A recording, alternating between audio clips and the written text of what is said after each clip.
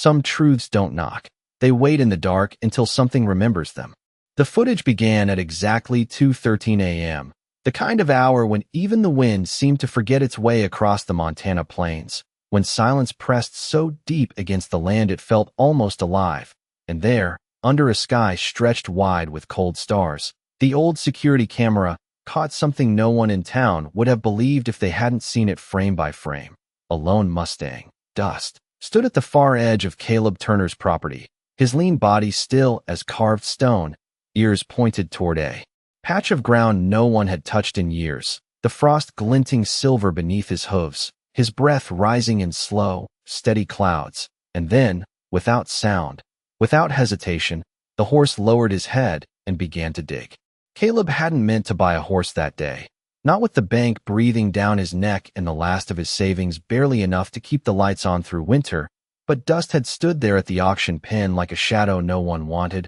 ribs faintly visible under a dull coat, eyes too steady for an animal everyone else called finished. And when the bidding stalled at $2, Caleb raised his hand not out of reason, but because something in that silence felt familiar, like recognizing your own reflection in a place you didn't expect to see it. The ranch itself sat on 40 dry acres just outside Billings, a place that used to carry the weight of a man's pride before the droughts came and stayed longer than anyone thought they would, before the fences leaned and the barn roof sagged under seasons that gave more taking than mercy, and before Caleb's father had been found one winter morning out near the North Field, a place no one talked about anymore, not because there was anything to say, but because there wasn't. Dust had noticed that part of the land before Caleb ever admitted it to himself. From the first night, the horse would stand facing that direction, unmoving, as if listening to something carried beneath the ground instead of above it, refusing to graze there, refusing even to step too close, his muscles tightening in a way that wasn't fear, but something older, something quieter. At first Caleb brushed it off, blamed the cold, the new surroundings, the habits of a Mustang that had learned too much from surviving alone. But then the nights changed, and the gate would be found slightly ajar in the morning, the hoofprints leading out and back again, always toward that same stretch of forgotten earth, always stopping just short as if the horse had made a decision and then turned away at the last second. It was the third night, after finding fresh dirt scattered across the frost, that Caleb mounted the camera on the barn corner. A cheap unit with a cracked lens he'd picked up at a yard sale years ago, never expecting it to hold anything worth remembering, and certainly not expecting it to show what it did, because on that screen, in the dim gray light of night vision, Dust wasn't wandering, wasn't restless, wasn't lost. He was returning, over and over again, to the exact same spot, digging with a quiet urgency that didn't belong to instinct, pausing every few seconds as if listening, then digging again, as if something beneath the earth was calling his name, and he was the only one left who could hear it. Caleb did not sleep that night. Not really. He only drifted in and out of a shallow rest while the glow of the small monitor flickered against the worn wooden walls of his living room, replaying the same grainy footage over and over again until the rhythm of it began to settle into his bones like a second heartbeat. The slow, deliberate movement of Dust returning to that patch of ground, the pause, the listening, the digging, always the same, always precise, never wandering even a few inches off from where he had started. And by the time the first thin line of dawn crept over the horizon, Caleb was already pulling on his boots, the cold biting through the leather as he stepped outside into air that smelled faintly of frost and dry earth, the kind of morning that made everything feel sharper than it should be. The field stretched quiet and pale under the early light, the north end still holding shadows where the sun had not yet reached, and Dust stood near the fence line as if nothing had happened, head lowered, breathing steady, a picture of calm that did not match what Caleb had seen just hours before. And for a moment Caleb wondered if he had imagined it, if exhaustion had twisted something simple into something it was not. But then he saw the ground. It was disturbed, not wildly, not like something had been torn apart, but carefully. The soil loosened in a tight circle no wider than 3 feet across, the frost broken into dark patches where the earth beneath had been turned over again and again, and when Caleb crouched down and pressed his fingers into it, he felt the difference immediately, the softness beneath the surface, the way the dirt gave more easily than it should have in this weather, as if it had been waiting. He glanced back at Dust, expecting some sign, some restless movement or nervous shift, but the horse only flicked an ear in his direction and remained still, as if the work of the night belonged to a different version of him entirely, one that did not exist under daylight. Caleb stood there longer than he meant to, the silence pressing in around him, broken only by the distant creak of a loose fence post and the faint rustle of wind moving across the dry grass. And something about that quiet began to feel heavier than it should have, like a memory trying to rise without permission. He had not come out here much since his father passed, not to this part of the land, not to the place where the ground dipped just slightly before rising again toward the ridge, because there had never been anything to find, no answers, no explanations, only a space that people avoided out of respect or discomfort or something in between. And yet here he was now, standing over a patch of freshly turned soil that his horse had chosen with a certainty Caleb could not explain. He straightened slowly,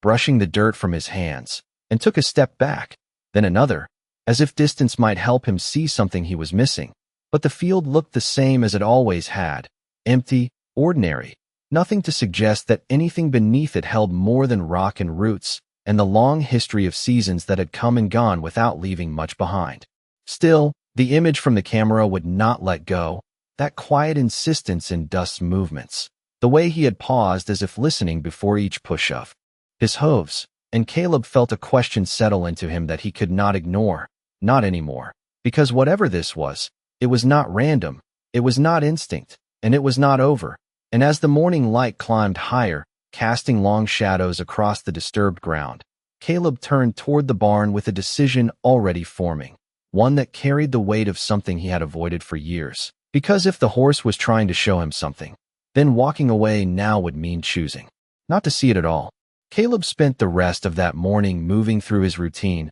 without truly being inside it. The motions of feeding, checking the fence lines, and hauling water unfolding as they always had, but with a quiet tension threading through each step, as if the land itself was holding its breath, and every so often his eyes drifted back toward the north field where the patch of disturbed earth sat alone under the growing daylight, unremarkable to anyone passing by, yet impossible for him to ignore, now that he had seen what happened when the world was asleep. By late afternoon, the sun had burned away the frost and the ground had softened just enough to carry the faint outline of hoofprints leading out from the barn and back again, a path so straight it looked intentional, not wandering, not uncertain, but guided, and Caleb followed it slowly, measuring each step as though he were walking into something he had already decided to face but did not yet understand. When he reached the spot, he paused again, not out of doubt this time, but because something about the place felt different in the daylight,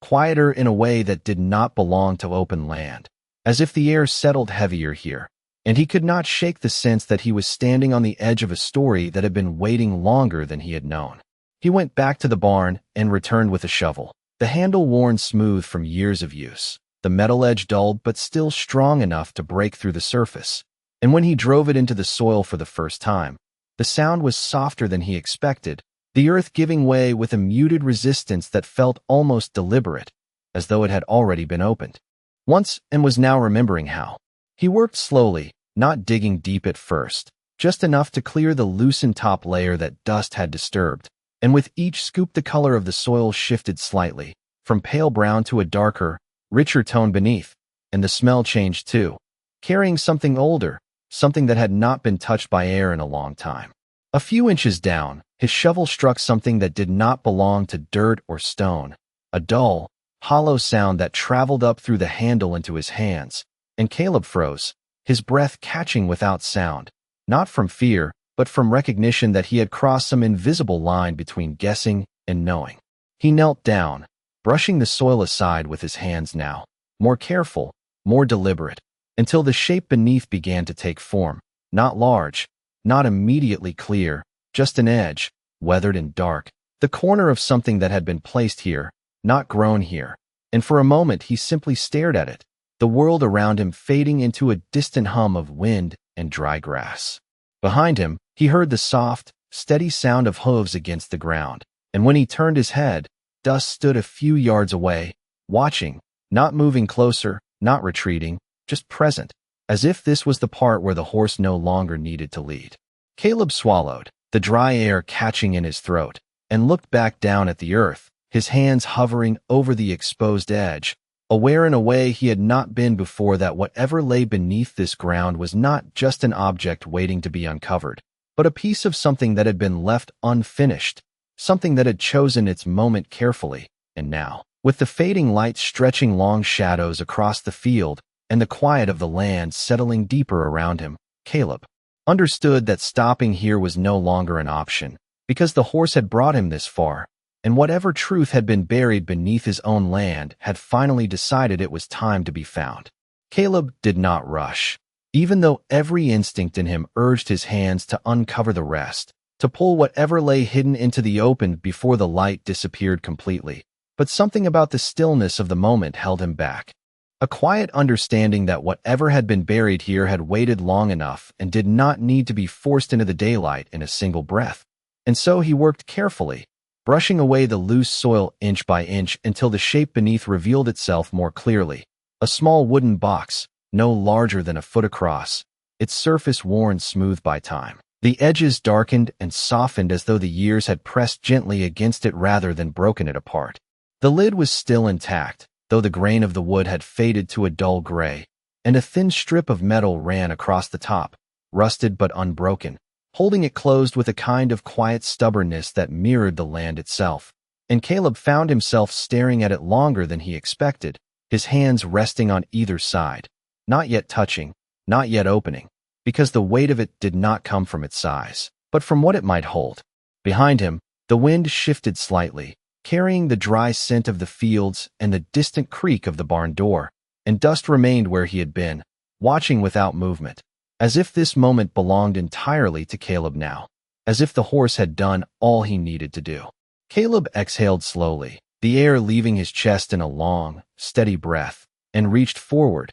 his fingers brushing against the surface of the box, the wood cool and slightly rough beneath his touch, and for a brief second, something flickered through his mind. Not a memory exactly, but a feeling, familiar in a way he could not quite place, like standing in a room you have not seen in years but somehow still recognize. He slid his fingers under the edge of the lid and tested it gently, expecting resistance, but the hinge gave with a soft, almost reluctant sound, as if it had not been opened in a very long time and was unsure whether it should be now. The lid lifted slowly, and inside, wrapped in a piece of faded cloth, lay a small collection of items placed with care rather than haste, each one resting exactly where it had been left, untouched by time except for the quiet aging that comes from being hidden away. Caleb hesitated again, then reached in and unfolded the cloth, revealing a worn leather notebook, its cover creased and softened from years of handling,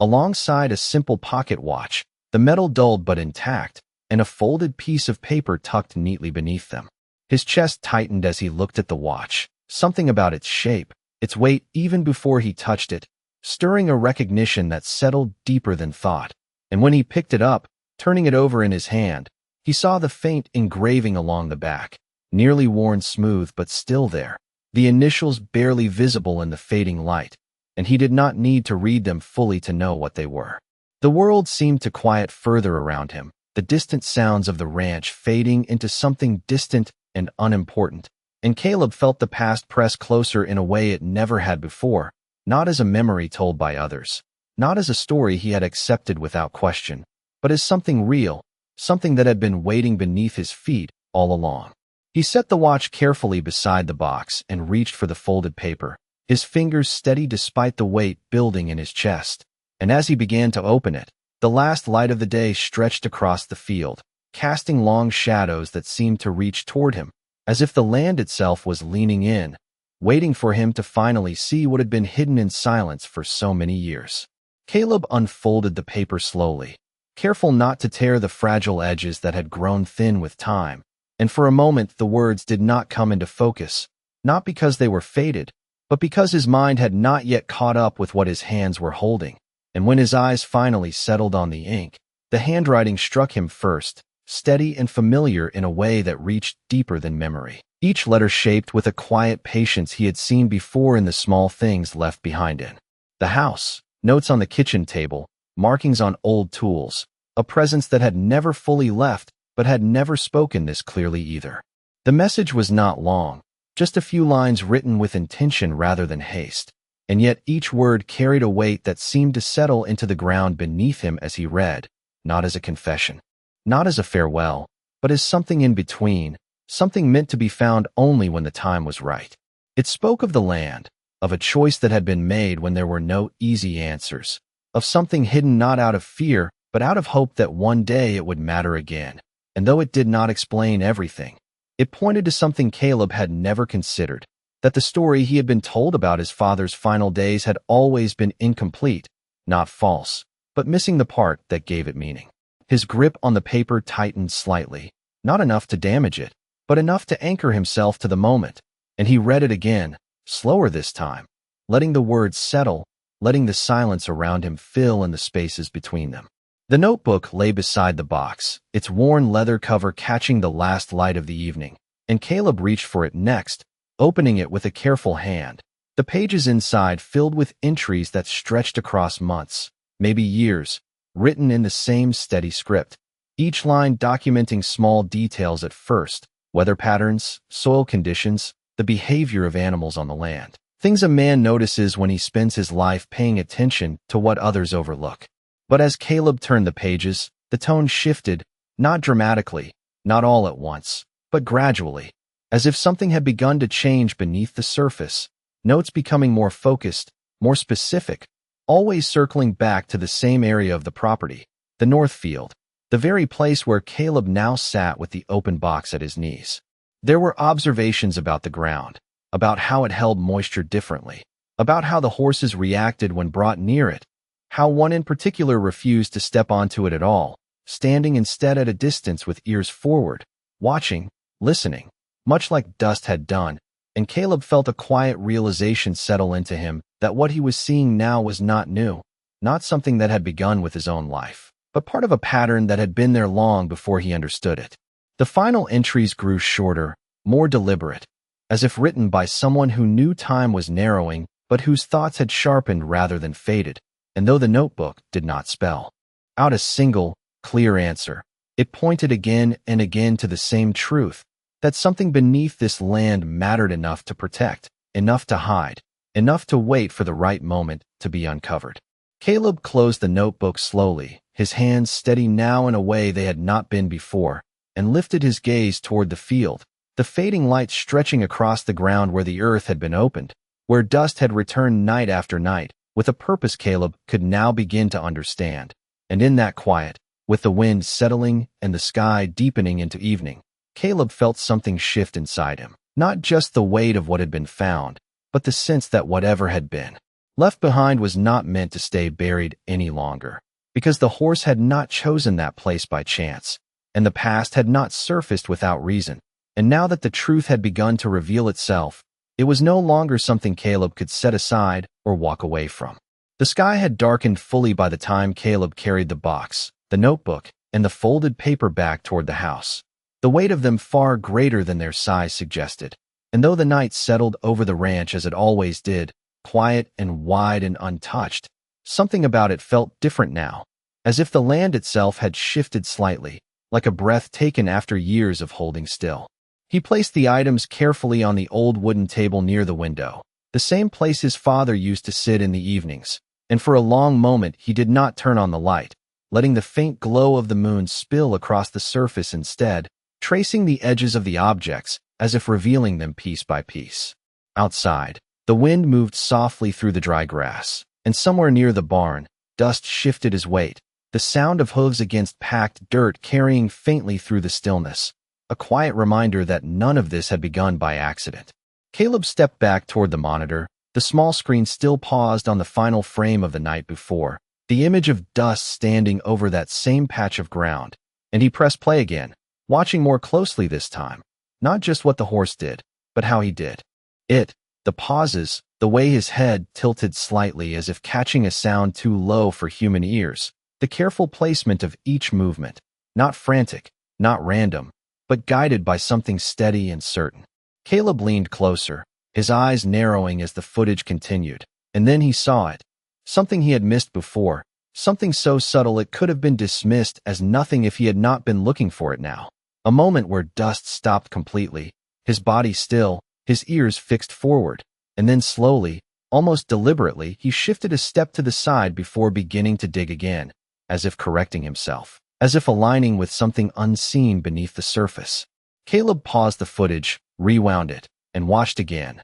the pattern repeating exactly the same way, and a quiet realization settled over him, that the spot Dust had been digging was not just a random location, but a precise one, chosen again and again with a level of accuracy that did not come from chance. He turned his gaze toward the window, toward the dark outline of the north field stretching beyond the barn, and for the first time, he began to consider that whatever had been buried there had not simply been hidden. It had been marked in a way that did not rely on fences or maps or memory, but on something more instinctive, something that could be passed without words, something that could be carried not by people, but by the animals that had lived on that land long before and long after any single man. The thought lingered with him as he returned to the table, opening the notebook once more, flipping through the later pages with a more focused eye now, searching not for the story, but for the pattern, and there it was again, subtle but present, references to the same behavior,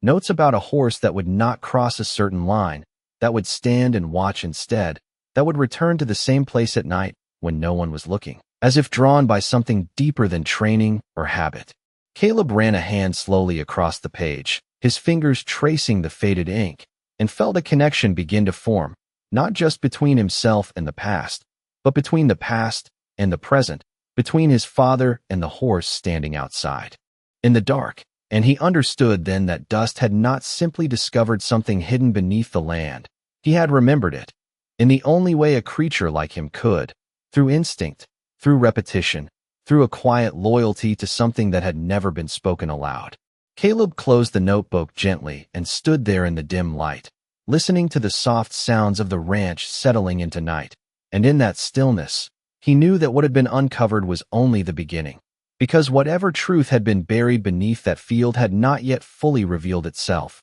and the horse, patient and unwavering, was still waiting to lead him the rest of the way. That night, Caleb did not wait for sleep to come. He let it pass him by entirely, sitting near the window with the monitor glowing faintly in front of him, the footage looping again and again while the world outside sank into that deep, quiet darkness that only rural land could hold, where every sound carried meaning and every silence felt intentional. And somewhere beyond the barn, Dust stood in the open, unmoving, as if he too understood that something had shifted, that the line between what was hidden and what was known had begun to blur. When the clock edged past 2 in the morning, Caleb stood slowly, pulling his jacket tight against the cold, and stepped outside, the air sharp enough to sting his lungs, the sky wide and filled with stars that gave no warmth, only distance. And he did not head toward the house or the barn this time. He walked straight toward the north field, toward that place that had drawn both his father and his horse with the same quiet certainty. The ground crunched softly under his boots, each step measured, not hesitant but deliberate, as if he was following something that had already been set in motion long before he chose to act. And when he reached the edge of the disturbed patch, he stopped, not because he did not know what to do, but because for the first time, he felt like he was not alone in the decision. Dust approached slowly from the darkness, his shape emerging from shadow into pale starlight, his movement calm, steady, without urgency, and he came to stand a few feet from Caleb, not beside him, not in front, but slightly off to the side, his head angled toward the ground as if offering direction without command. Caleb looked at him for a long moment, really looked this time, not as a horse he had bought out of impulse, not as a burden or a question, but as something that had been carrying a purpose long before it crossed his path. And there was no fear in the animal, no confusion, only a quiet presence that made the silence feel less empty. Caleb turned back to the ground and knelt, brushing away the loose dirt where he had stopped earlier, his hands moving more confidently now, guided not just by curiosity, but by something deeper, something that felt like recognition rather than discovery. And when his fingers traced along the edge of the box once more, he noticed something he had not seen in the fading light before, a slight extension beneath it, something that suggested the box had not been alone in its place. He dug carefully along the side, widening the space just enough to see what lay beneath, and as the soil gave way, another shape emerged, longer this time, flatter, wrapped in a material that had held together despite the years, and Caleb's breath slowed as he uncovered it inch by inch, the texture of the fabric rough against his hands, the weight of it heavier than expected, not because of size, but because of what it might contain. Dust shifted slightly behind him, not stepping forward, not stepping away, just adjusting as if acknowledging that the moment was changing, and Caleb felt it too. That subtle shift from searching to finding, from question to answer, and as he pulled the wrapped object free from the earth and set it beside the open box, the night seemed to grow quieter still, as if even the wind had chosen to pause. He hesitated only briefly before unwrapping it, his fingers working slowly, carefully, until the final fold gave way, and what lay inside was not something new, not something foreign, but something that carried the weight of a life lived on this land, something that connected not just to the past,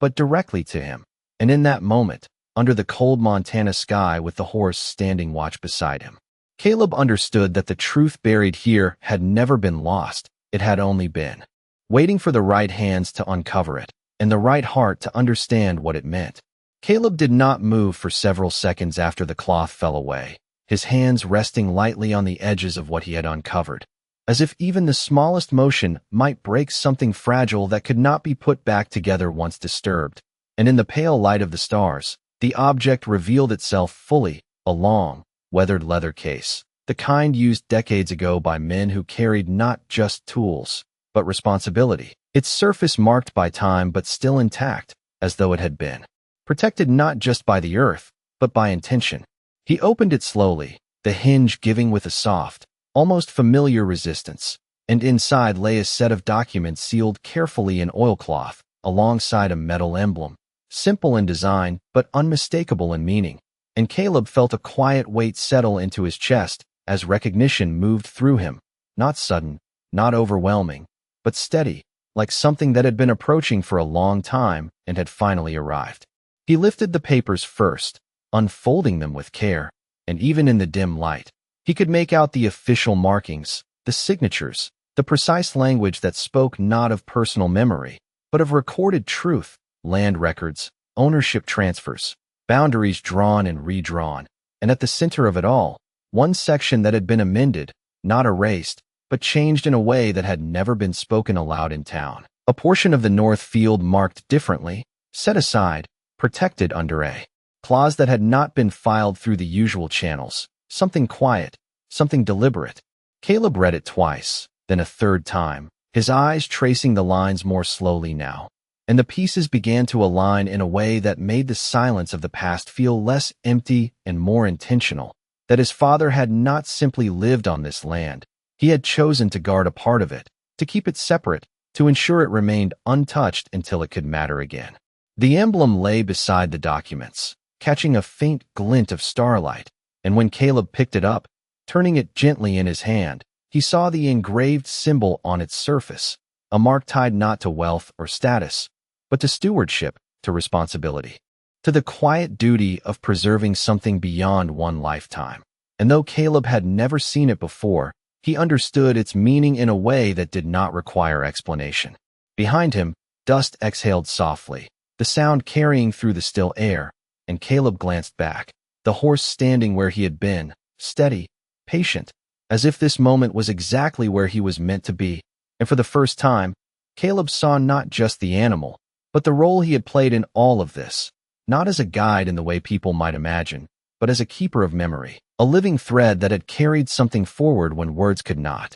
Caleb looked back down at the documents, then at the ground around him, the field stretching out in quiet darkness, and he felt the final layer of understanding settle into place, that the land itself had never been ordinary, that what had been buried here was not meant to be forgotten, but protected, and that his father had trusted not only time, but something deeper, something instinctive, to ensure it would one day be found again. The night seemed to soften around him, the cold no longer biting as sharply, the silence no longer heavy, and as Caleb carefully rewrapped the contents and placed them beside the open box, he realized that the truth he had uncovered was not just about the past, but about what came next, because the responsibility that had once belonged to his father had not disappeared. It had been waiting, passed quietly through years and seasons in silence, until it reached him, and with the horse standing watch beneath the wide Montana sky, Caleb understood that nothing about this had been sultry, and nothing about it would end here. Morning came slowly across the Montana plains, the first light stretching thin over the horizon before spilling gently across the fields, turning the frost into silver and the shadows into something softer, and Caleb stood at the edge of the north field with the box, and its contents held carefully in his hands, not as something he had taken from the ground, but as something returned to him in its own time. The wind moved lightly through the grass, carrying the scent of dry earth and distance, and behind him, Dust stood near the fence line, calm and still, his presence no longer a question, no longer something to figure out, but something understood without needing words. Caleb walked slowly across the field, not avoiding the place where the ground had been opened, but not stopping there either, because what mattered now was not just what had been found, but what it meant to carry it forward. And as he reached the small rise where the land leveled out, he paused and looked back, the disturbed patch no longer standing out as something strange, but as part of the land again, as if the earth itself had accepted that what needed to surface had done so. He returned the items to the house, placing them back on the table where the morning light now fell clearly across their surfaces, and for the first time, there was no hesitation in him, no uncertainty about what he was holding or why it had been hidden, because the story that had once felt incomplete had found its missing piece, not in a single answer, but in a quiet understanding that some truths are not meant to be explained all at once. They are meant to be uncovered, step by step, by those willing to see them. Outside, the ranch moved into its usual rhythm, the distant sound of a truck on the county road, the creak of wood, the low rustle of wind through the grass, and Caleb stepped onto the porch, his gaze settling once more on the north field, not with doubt or distance, but with a steady sense of connection, as if the land had finally spoken in a way he could hear. Dust walked up slowly, stopping beside him without being called, his breath warm in the cool morning air, and Caleb rested a hand lightly against the horse's neck, the contact simple, grounded, real, and for a moment, neither of them moved, because there was nothing left to prove, nothing left to question. The past had not returned to change what had already been. It had returned to guide what came next, and Caleb understood now that the land he stood on was not just something to survive on. It was something to care for, something to protect in ways that did not always make sense until they needed to. He glanced back at the house, at the table inside where the box, the notebook, and the documents rested in the open light, no longer hidden, no longer waiting, and then back at the field, where the earth had closed quietly over the place that had held them for so long. The wind shifted again, softer now, carrying a stillness that no longer felt empty, and as the sun rose higher, casting long, steady light across the ranch, Caleb stood with Dust beside him and felt the weight of the years settle into something lighter, something clearer, because sometimes the truth does not arrive with noise or certainty. Sometimes it comes in the quiet, carried by something that never stopped remembering, waiting patiently until the moment it could finally be seen.